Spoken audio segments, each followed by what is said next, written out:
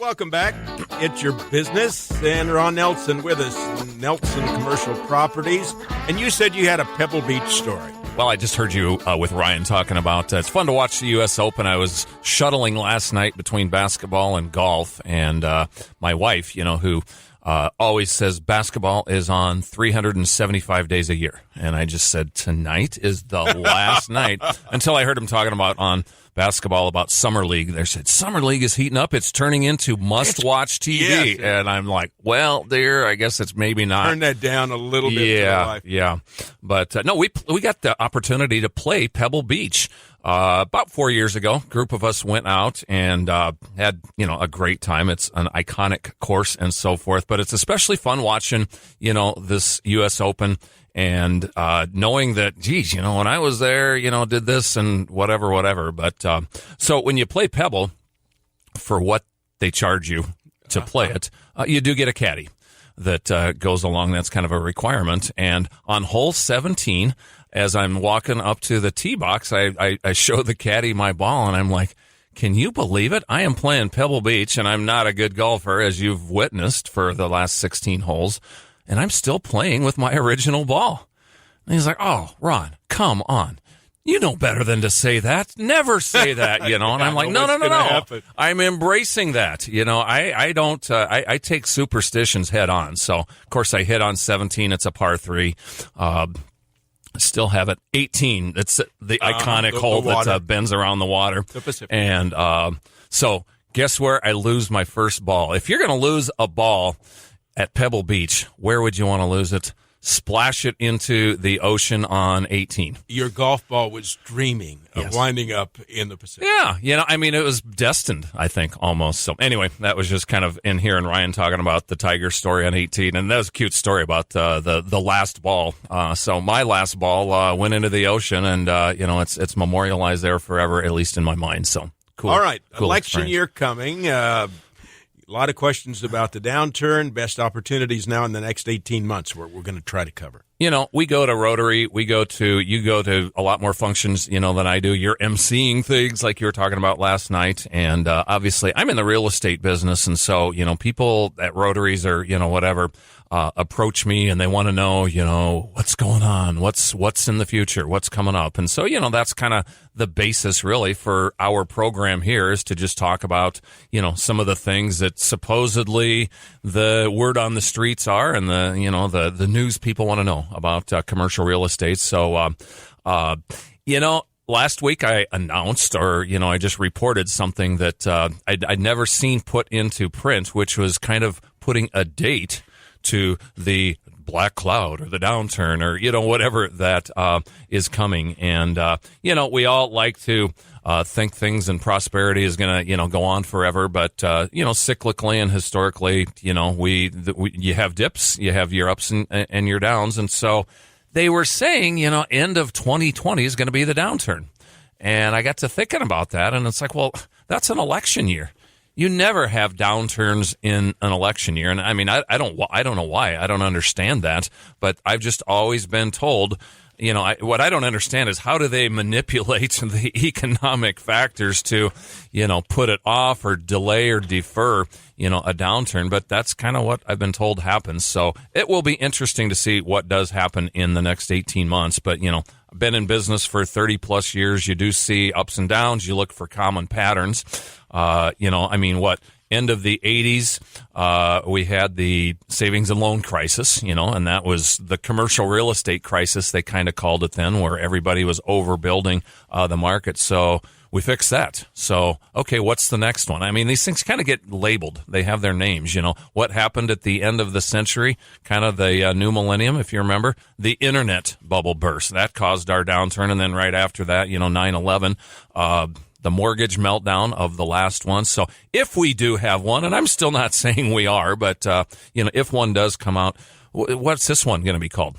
I guess I'm going to call it the Amazon effect recession or downturn, because that is seeming to be the one thing that, we're all out there and saying certainly it is affecting kind of the retail and the real estate a little bit. I maintain it doesn't affect the real estate because we still need real estate. We're just reshuffling how we use it is what is going on. But, the bottom line is we can talk about what we learned from the last one and this, that, and the other. But, the bottom line is we can't outguess these things. Something's going to happen. And we're in a different time. Yeah. Everything changes. Each time it's different. And, if we could outguess them, we'd never have another one again, That's the reason they need people like Ron Nelson. Well, and Bill Zortman.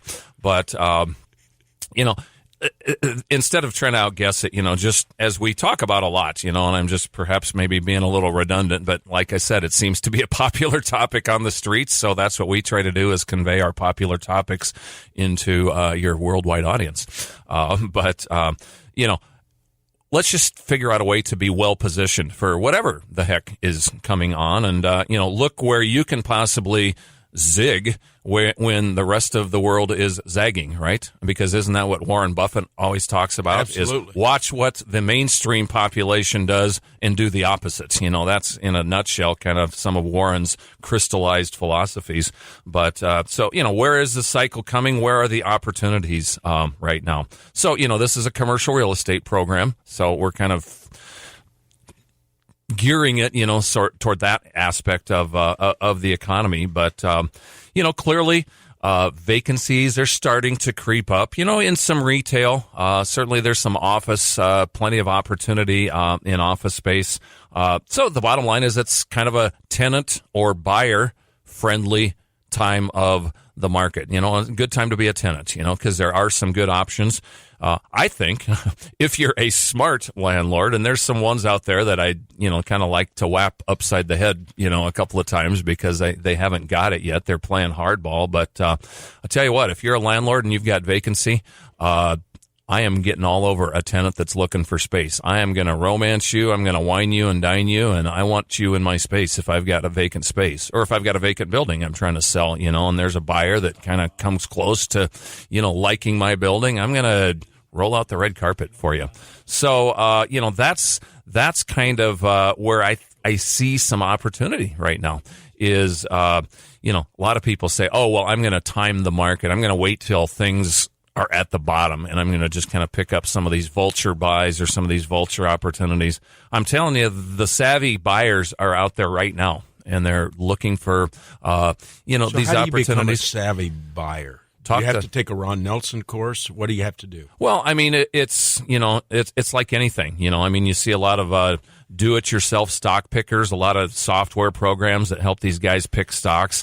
And then you've got your stock market gurus that say, never do it yourself, work with us. And so, I would say the same thing. Certainly a real estate commercial qualified broker to work with you and help you is always a way to kind of help find opportunities. You can try to figure it out on your own, and it's doable, but, why not get somebody on your team? So, anyway, there are some opportunities to, grab a great lease deal right now if you're looking for space to lease, if you're looking to buy a building, whether it's an investment property or, a property for your business or to rent out. There's some deals out there. There's some deals out there right now. I like to talk about new opportunities that are coming on the market. We got a couple minutes left. A couple of commercial lots have opened up. 57th Street, 57th is kind of a mature street now. I remember back in the mid-90s, I suppose, we were developing a lot of that. I've probably told Steve Metley stories over the years where I'd want to strangle the guy when he wouldn't give me a curb cut that I wanted on a property on 57th. But turns out that thing's worked out pretty well. 57th is it's actually, I think, one of the longest streets from east to west, but just west of the bridges. So we're talking just before you get to the interstate tunnel, but after Western. So, it used to be called Stars. It's Rudy. I can never pronounce the last name, but that little freestanding building there. There's a couple of lots, a little over an acre each that are being opened up. There's just some houses on there now. And, of course, what's the hard part about buying land in anything close resembling a retail site these days? Access. Our city loves these medians, and medians prevent you from crossing or making a left turn.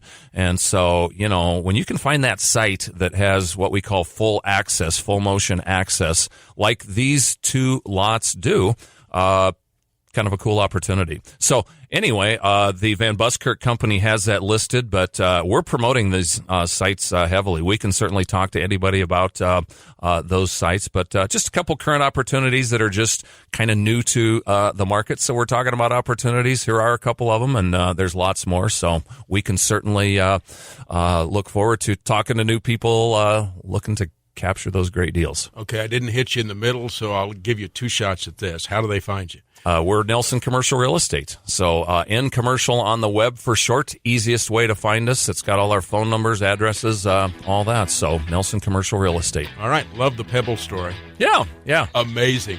Ball in the water, still sitting there rotting unless some seals gulped it up or something like that. But yeah, fun story. It could happen. We'll talk next week. Have a good week.